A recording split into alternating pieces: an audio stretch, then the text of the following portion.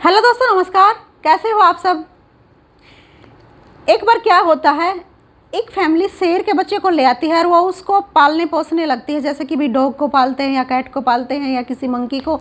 इसी तरह से मतलब वो शेर के बच्चे को ले आते हैं और उसको वो पालने लगते हैं। वही खाना खिलाते हैं, दूध पिलाते हैं, सब्जी रोटी जैसे वो खुद खाते हैं वैसे ही हम उसको मतलब खिलाते हैं पिलाते हैं। वो वाली फैमिली जो उसको लेकर आती है तो वो वैसे ही रहने लगता है।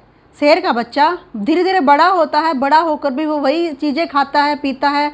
तो आप समझोगे भी शेर ऐसे कैसे रह सकता है।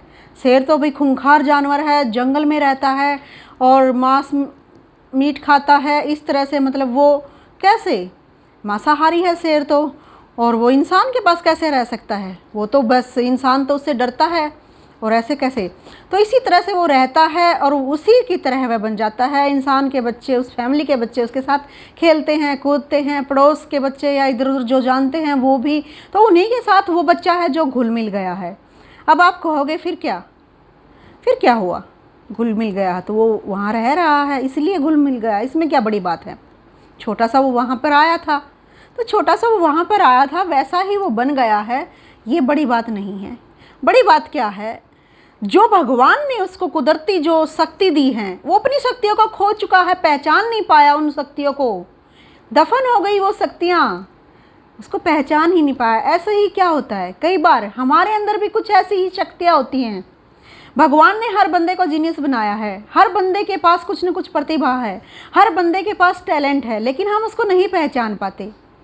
वो दफन हो जाती हैं किसी भी तरह से, चाहे वो रीजन कोई भी हो।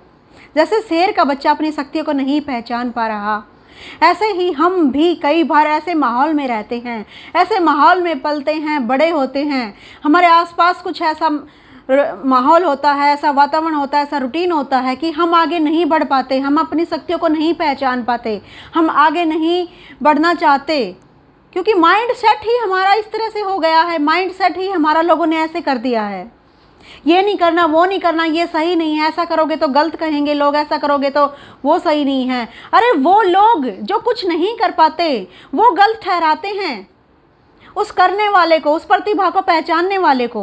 वो कहते हैं जो कुछ नहीं कर पाते, जिसमें कुछ भी करने की हिम्मत नहीं है, दम नहीं है, अपनी प्रतिभा को जो जिंदगी में कभी नहीं पहचान पाते, बस पशुओं की तरह खाना खा रहे हैं, जी रहे हैं, वो लोग दूसरे पर उंगली उठाते हैं और कहते हैं ऐसा, उससे मत घबराओ, उससे मत डरो, अपनी प्रतिभा को पहचानो, अपने टैलेंट को आगे बढ़ाओ, जानो।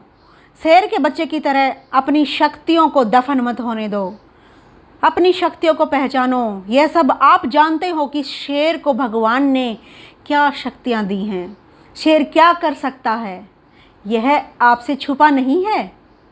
आप सब इससे अवगत हो, परिचित हो। तो इसी तरह से किसी भी तरह के माहौल में रहते हुए अपनी शक्तियों को दफन मत होने दो, अपनी शक्तियों को पहचानो। हम यही गलतियां कर रहे हैं, अपनी शक्तियों को भूल चुके हैं। तो हमें भूलना नहीं है, हमें आगे बढ़ना है, हमें पहचानना है, अपने टैलेंट को जानना है। तो कल फिर मिलते हैं एक नई स्टोरी के साथ और नए टॉपिक के साथ। बाय, जय हिंद।